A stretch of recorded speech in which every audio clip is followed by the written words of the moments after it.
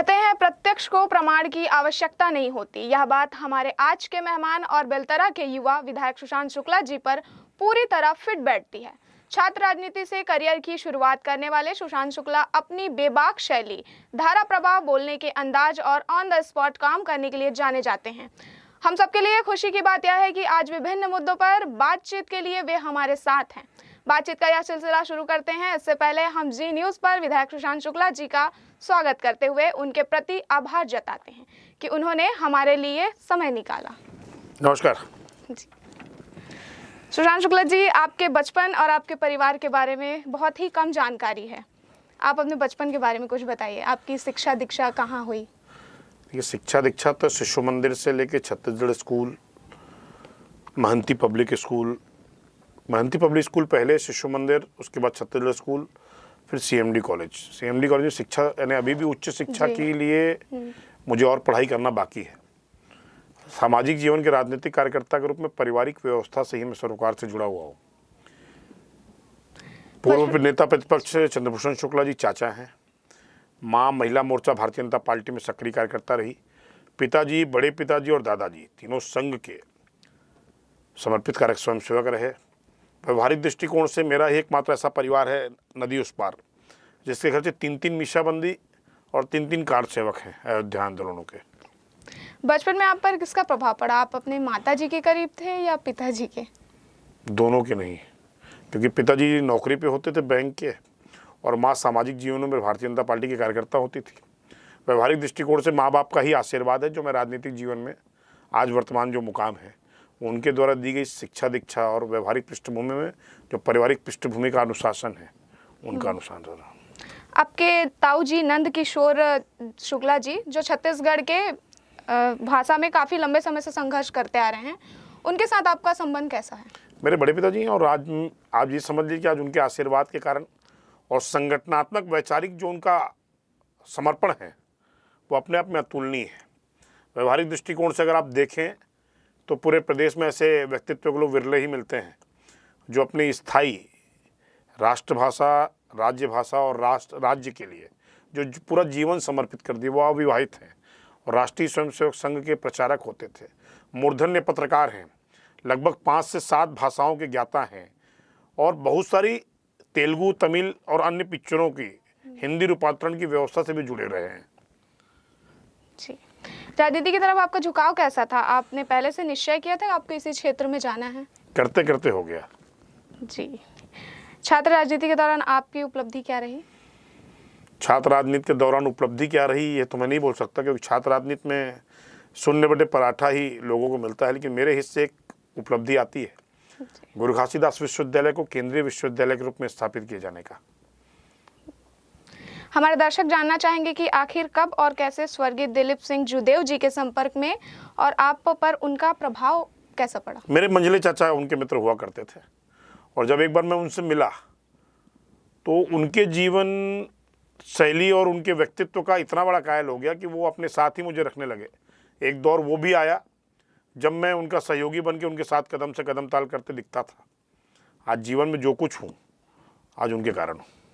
आज भी क्या जूदेव परिवार के साथ आपका संबंध वैसे ही है? जैसा ही है, जैसा परिवार के सदस्य के रूप में होता है। और मैं फिर कहूँगा कि राजनीतिक जीवन में किसी को संरक्षण मिले तो संरक्षण देने वाला नेता दिलीप सिंह जूदेव जरूर होना चाहिए। जी। आप युवा आयोग के सदस्य भी रहे हैं, हमने सुना है, इस बारे में कुछ बताइए। आपका कार्यकाल आपकी नज़र में कैसा रहा? मैं 2 टर्म युवा आयोग का सदस्य रहा। युवा आयोग के सदस्य रहते ही बहुत सारी युवाओं संबंधी विसंगतियों को सरकार के पक्ष में ध्यानाकर्षण लाकर उनको सुधारने की व्यवस्था बनी। खेल की सुविधाएं बढ़ी। उस समय तत्कालीन मंत्री अमर अग्रवाल जी होते थे जिन्होंने बहतराई में खेल स्टेडियम स्थापित करने के लिए बहुत प्रयास किया। उस दौरान भी मैं युवा आयोग का सदस्य था और बहुत सारे ऐसे सेक्टर थे जो युवाओं के अनछुए होते हैं, जैसे उच्च शिक्षा में उन व्यवस्थाओं को माननीय महामहिम तत्कालीन महामहिम राज्यपाल के माध्यम से लाकर व्यवस्था संबंधी दृष्टिकोण के साथ उनको सुलझाने का प्रयास हुआ है। जी। क्या आपको इस बात की यकीन थी कि पिछले विधानसभा चुनाव में टिकट मिलेगी? आप इस पर किस तरह से निश्चय थे? निश्चय इससे कुछ नहीं होता। भारतीय जनता पार्टी कार्यकर्ता मूलक इकाई है और मैं एक कार्यकर्ता के रूप में आज भी काम कर रहा हूँ। हमारे यहाँ दायित्व तो बदलते रहते हैं और दायित्व तो बदलना सामान्य प्रक्रिया है, उसके लिए कोई नया विषय नहीं हो सकता। जी। वैसे तो सब जानते हैं आपको फिलहाल कैबिनेट में जगह नहीं मिली है, लेकिन क्या हम यह उम्मीद कर सकते हैं कि आने वाले समय में आपको किसी बड़ी जिम्मेदारी के साथ देख सकेंगे? मैं भारतीय जनता पार्टी का कार्यकर्ता होने में ज़्यादा जी। सहज महसूस करता हूं और भारतीय जनता पार्टी का शीर्ष नेतृत्व जिस दायित्व में जब जब रखेगा तब तब उसमें 100% दे के अपने कार्य का निर्वहन करने की व्यवस्था देना मेरी जिम्मेदारी है। जी। आपके अंदाज की वजह से लोग आपको बेलतरा का योगी कहते हैं। चुनाव जीतते ही सड़क किनारे जो मौजूद मटन दुकान है आपने उन्हें हटा दिया था, तो क्या भविष्य में योगी का यही अंदाज आप में देखने को मिलेगा? मेरे क्षेत्र में कोई भी गलत काम होगा जी। और कट कमीशन करप्शन को अब क्षेत्र में नहीं चलने दूंगा। आरोप मुझ पर भी बहुत सारे लगाए जाते हैं, लेकिन आपको मैं आपके माध्यम से विश्वास दिलाता हूं अपने क्षेत्र की जनता को कि कोई भी विसंगतिपूर्ण निर्णय या गलत कार्य अब क्षेत्र में बर्दाश्त नहीं किए जाएंगे। जी। आपके विधानसभा क्षेत्र में एनटीपीसी एक बड़ा समस्या है और संस्था है, और एक एनटीपीसी से जुड़ी कई समस्याएं हैं।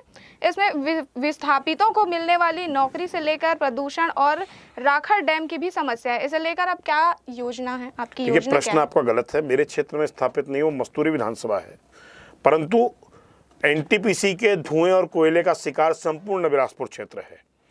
तो मेरी ऐसी मान्यता है कि एनटीपीसी को बिलासपुर के विकास में अपना सरोकार और अपना योगदान स्पष्ट तौर पर तय करना चाहिए। अगर एनटीपीसी बिलासपुर में है तो उसके सीएसआर यानी सामाजिक औद्योगिक उत्तरदायित्व निधि के माध्यम से बिलासपुर में विकास सुनिश्चित हो, ना कि अन्यत्र उसके पैसे का दुरुपयोग करके कहीं और संस्थान खोले जाएं। और बिलासपुर का हक से किसी को वंचित करने का अधिकार नहीं है, बिलासपुर को उसका हक मिलना चाहिए। एनटीपीसी और मेरे क्षेत्र में एसीसीएल का हेडक्वार्टर मुख्यालय है, तो दोनों केंद्र सरकार की एजेंसियां हैं और मेरी ऐसी मान्यता है कि दोनों संस्थान बेलतरा सहित बिलासपुर जिले में औद्योगिक सामाजिक उत्तरदायित्व के निर्वहन के साथ विकास कार्य को में सहयोग करें। इन दिनों बेलतरा विधानसभा क्षेत्र भू माफिया का गढ़ माना जाता है। यहाँ अक्सर अवैध प्लॉटिंग के मामले सामने आ रहे हैं। इस पर रोक लगाने के लिए आप क्या पहल की जा रही है आपके? विधानसभा में मैंने एक प्रश्न पूछा, वर्तमान नगरीय निकाय मंत्री जो वर्तमान में उप मुख्यमंत्री भी हैं अरुण साहू जी, जो मेरे अभिभावक भी हैं, उन्होंने जवाब दिया 208 अवैध कॉलोनियां बनकर तैयार हैं। अगर एक अवैध कॉलोनी में सड़क और नाली निर्माण की बात करें तो लगभग 1500 मीटर औसत एक कॉलोनी के पीछे सड़क और नाली निर्माण होना है। इतनी बड़ी विसंगतियों के साथ वो क्षेत्र खड़ा है आज, और उस विसंगति को दूर करने का प्रयास ही मेरा पहला लक्ष्य है और उसकी शुरुआत हो चुकी है। अवैध कॉलोनीलाइजर जो हैं उनसे आपके चैनल के माध्यम से आग्रह है कि जन सुविधाओं की दृष्टिगत रखते हुए कार्य करें, अन्यथा काम रोक दिए जाएंगे। जी। बेलतरा विधानसभा में अरपा पार काफी बड़ा हिस्सा माना जाता है और अरपा पार एक अलग नगर निगम बनने की बात पर चर्चा में है। इस पर आप क्या कहेंगे? लेकिन नगरीय सरकार की जो आय और व्यय की व्यवस्था होती है वो स्थानीय टैक्स से प्राप्त होती है। अगर लगता है कि स्थानीय टैक्स के तहत प्राप्त राशि के आधार पर अलग नगर निगम बन सकता है तो स्वागत है, और अगर नहीं हो सकता तो वर्तमान स्थिति को सुधार कर मेरे जो 18 वार्ड नगर निगम के बिलासपुर नगर निगम में शामिल हैं उनमें विकास की अवधारणा तय हो, सुनिश्चित हो, क्योंकि 12 ग्राम पंचायतों को परिसीमन में गलत तरीके से शामिल करके पूर्ववर्ती कांग्रेस सरकार ने शहर को बड़ा तो जरूर कर दिया, लेकिन अधोसंरचना के मामले में आज भी जनता जनार्दन उससे आज भी तकलीफ पा रही है। तो गाँव का शहरीकरण करते करते पूरे शहर का बंटाधार कर दिया पूर्ववर्ती कांग्रेस सरकार ने।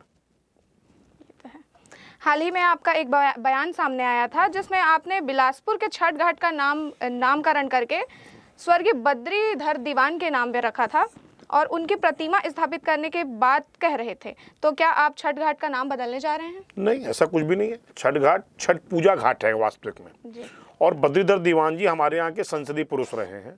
मैं सिर्फ बद्रीधर दीवान जी नहीं, मैं स्वर्गीय लखीराम अग्रवाल जी, स्वर्गीय दिलीप सिंह जुदेव जी, स्वर्गीय रामनारायण शास्त्री जी, स्वर्गीय मनोहरलाल पांडे जी, स्वर्गीय जमुना प्रसाद वर्मा जी, समना मदन लाल शुक्ला जी, स्वर्गीय निरंजन केसरवानी जी और भारतीय जनता पार्टी के माध्यम से ऐसे जितने भी मूर्धन्य सामाजिक जीवन के राजनीतिक कार्यकर्ता थे जिनसे हमें प्रेरणा मिलती है, उनकी मूर्ति और उनके नाम में भवनों और स्थानों का नामकरण किया जाना स्वागत योग्य कदम है। किसी का नाम बदलना हमारी परिपाटी नहीं है, व्यवस्था में उन मूर्धन्य लोगों को जोड़ना ये हमारी परिपाटी रही है। आपके विधानसभा क्षेत्र में भोजली घाट की मांग की जा रही थी, तो क्या आपके कार्यकाल में लोगों को भोजली घाट मिल पाएगी? देखिए, भोजली घाट क्यों नहीं बनना चाहिए? छत्तीसगढ़ की सांस्कृतिक विरासत की व्यवस्था है। जैसे बिलासपुर में पचरी घाट और शिव घाट एक पुरानी व्यवस्था है। तो मैं आपके माध्यम से स्पष्ट कर दूं कि आने वाले समय में स्थानीय राजनीतिक समीकरणों को ध्यान में रखते हुए भोजली घाट भी बनना चाहिए। कुछ स्वागत योग्य कदम है। तो सर, ये किस क्षेत्र में मिलेगी? जहाँ पर नदी के किनारे होनी चाहिए घाट, और उसका निर्माण किया जाना प्राथमिकता में होना चाहिए। जी, ठीक है। कुछ बातें लोकसभा चुनाव पर भी करते हैं। आगामी दिनों बेलतरा में बड़ा कार्यकर्ता सम्मेलन होने जा रहा है। इसे लेकर किस तरह से तैयारियां हैं? मोदी जी की गारंटी और विष्णुदेव साय जी के सुशासन के संकल्प के साथ भारतीय जनता पार्टी बेलतरा विधानसभा क्षेत्र का एक कार्यकर्ता अपने लोकसभा के प्रत्याशी तोखन साहू जी को 50,000 के आसपास से अधिक मतों से जिताकर देने का संकल्प ले चुका है, जिसकी शुरुआत हो चुकी है। और मैं आपके माध्यम से स्पष्ट कर दूं कि महादेव के श्राप से मेरे विधायक साथी जो भिलाई से आए हैं, देवेंद्र यादव जी, और कांग्रेस बिलासपुर लोकसभा से फिर एक बार साफ होगी और पुराना इतिहास ना दोहराते हुए ऐतिहासिक मतों से, जो आज तक के इतिहास में कभी जीत नहीं मिली होगी, ऐसी जीत सुनिश्चित होगी भारतीय जनता पार्टी के बिलासपुर लोकसभा में। तो और उसका असर चुनाव पर क्या पड़ेगा? चुनाव जीतेगी भारतीय जनता पार्टी। कमल छाप के निशान पर भारतीय जनता पार्टी का एक कार्यकर्ता जिनका नाम तोखन साहू है, वो नाम जरूर तोखन साहू जी है, लेकिन एक एक कार्यकर्ता तोखन साहू बन के भारतीय जनता पार्टी के प्रतीक चिन्ह को लेकर, कमल को लेकर और मोदी जी की गारंटी को लेकर, विष्णुदेव साय के सुशासन को लेकर भारतीय जनता पार्टी को जिताने का कमर कस चुका है। और जनता भी, जनता जनार्दन आज मोदी जी के साथ है, क्योंकि राम आ चुके हैं। अब राम राज्य के आने की तैयारी। क्या आपको लगता है कि इस बार सचमुच छत्तीसगढ़ की सभी 11 सीटों पर भाजपा अपना? मैंने आपको कहा ना, महादेव जी का श्राप, छत्तीसगढ़ से पूरी कांग्रेस साफ। मतलब इस बार 11 सीटें पूरी भाजपा को जाएंगी। अराजकता, धोखाधड़ी, भ्रष्टाचार और विश्वासघात को समर्पित पूर्ववर्ती भूपेश बघेल जी उर्फ ठगेश बघेल जी की सरकार को जनता ने एक बार नकारा है और दोबारा नकारने को आतुर बैठी है। जैसे प्रधानमंत्री नरेंद्र मोदी जी 400 पार की बात करते हैं, तो क्या यह लक्ष्य आपको आसान लग रहा है? आसान? भारतीय जनता पार्टी के लिए कोई चीज़ आसान नहीं है। हम किसी चीज़ को आसान नहीं मानते। हम किसी एक वंशीय परिवार की चरण वंदना की, चाटुकारिता की विचारधारा पर चलने वाली पार्टी नहीं है। हम भारतीय जनता पार्टी राष्ट्र प्रथम के लक्ष्य के साथ चलने वाले पार्टी के कार्यकर्ता हैं और हम सतत प्रक्रिया में रहते हैं। क्या हार और क्या जीत, किंचित नहीं भयभीत, इस विषय को लेकर हम चलने वाले लोग हैं। एक बड़े वर्ग को लगता है कि देश में विपक्ष धीरे धीरे में खत्म होता जा रहा है। इसके पीछे आप क्या वजह मानते हैं? एक वंशीय परिवार की चरण वंदना की, चाटुकारिता की विचारधारा एकमात्र कारण है। जी, कांग्रेस हो या विपक्ष अक्सर ईवीएम मशीन को लेकर सवाल करते हैं, जबकि ईवीएम से चुनाव जीतकर वे सत्ता सुख लेने के पीछे रहते हैं। इस पर आप क्या कहना चाहेंगे? जिनके नेता ही बुद्धि से कम हो, उनके जो समर्थक होंगे उनके पास बुद्धिहीनता आवश्यक तौर पर दिखती है। आप जब जीतते हैं तो ईवीएम नहीं रोते, वो तो बोलते हैं जनाधार जनमत बहुमत प्राप्त हुआ है। और मैं आप जब हार जाते हैं तो ईवीएम पर दोष लगाते हैं। उनकी बुद्धि पर तरस आता है और यही कर सकता हूँ। विधानसभा चुनाव के बाद करीब 3-4 महीने का समय बीत चुका है। इस बीच आपकी उपलब्धियां क्या रही? बेलतरा विधानसभा में 18 वार्डों में अधोसंरचना के नाम पे सड़क, नाली और विद्युतीकरण के काम प्रस्तावित हो चुके हैं। कुछ काम तो प्रारंभ भी हो चुके हैं। पंचायत स्तर पर कम से कम महत्वपूर्ण 5 काम प्रति पंचायत स्वीकृत हो चुके हैं। सबसे महत्वपूर्ण बात, जो 70 सालों से सिंचाई की योजना नेवसा उद्वहन, जिसको हम लिफ्ट इरिगेशन के माध्यम से सिंचाई करने जा रहे हैं, माननीय मुख्यमंत्री जी ने विधानसभा के पटल पर पहले बजट में इसकी घोषणा की है। 1994 के बाद जो सड़कें नहीं बन पाई हैं, वो सड़कें बनने चालू हो गई हैं और उसके प्रस्ताव बजट में आ चुके हैं। आने वाले समय में वो सड़क आपको बन के दिखेगी। साथ ही साथ मेरा जो क्षेत्र है वो नया बिलासपुर है और नए बिलासपुर में बढ़ता स्वरूप जो है वो विकास की अवधारणा से पिछले कुछ वर्षों से वंचित था, खासकर पिछले 5 वर्षों में, कि एक भी ईंट नहीं रख पाने वाले कांग्रेसी साथी आज फिर से चुनाव के मैदान में हैं। तो मैं आपके माध्यम से स्पष्ट कर दूं कि भारतीय जनता पार्टी के मैं एक विधायक के रूप में मेरे क्षेत्र में विकास की अवधारणा सुनिश्चित होगी। इसी परिकल्पना के साथ हम वहाँ काम कर रहे हैं। जी, छत्तीसगढ़ की राजनीति और खासकर बेलतरा में विकास को लेकर आने वाले दिनों में आपका रोड मैप कैसा होगा?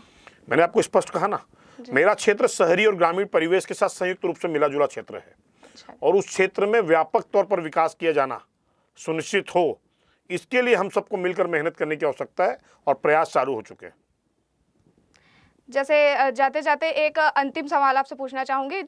सूची में नाम आने के बाद भी कई महिलाओं के खाते में महतारी वंदन योजना का जो किस्त है वो नहीं पहुंचा है, उसमें क्या पहुंचेगा या नहीं, उस पर आप कुछ आप ये बताइए। मान लें जी कि मोदी जी की गारंटी में जिन जिन योजनाओं के माध्यम से लाभान्वित करने वाले हितग्राहियों की व्यवस्था सुनिश्चित होगी, अगर विसंगतिपूर्ण तरीके से कुछ दस्तावेजी प्रमाणीकरण की व्यवस्था के तहत अगर वो काम नहीं हो पाए हैं, तो आने वाले दिनों में मोदी जी की हर गारंटी जो गारंटी के हकदार हैं उनके तक पहुंचेगा, क्योंकि मोदी की गारंटी नहीं, मोदी नाम ही अब गारंटी है। जी, मोदी ही नाम एक गारंटी जी। है। जी। तो ये थे भारतीय जनता पार्टी के पीढ़ी के तेज तर्रार युवा विधायक सुशांत शुक्ला, जिनके उज्जवल भविष्य को लेकर शायद ही किसी के मन में कोई शंका हो। आने वाले सालों में हम उन्हें शिखर पर देखेंगे। आज की बातचीत में उन्होंने जो भी वायदे किए उन्हें वे जल्द ही पूरा करेंगे और अपने लक्ष्य पर आसानी से पहुंचेंगे। इसी उम्मीद के साथ हम उनके प्रति आभार जताते हैं कि उन्होंने हमारे लिए अपना बहुमूल्य समय निकाला और हमसे अलग अलग विषयों पर बातचीत के दौरान अपनी बेबाक राय रखी। सुशांत शुक्ला जी, जी न्यूज़ पर आने के लिए आपका बहुत बहुत धन्यवाद। दर्शकों, आज बस इतना ही, फिर मुलाकात होगी किसी और खास मेहमान के साथ। तब तक के लिए नमस्कार।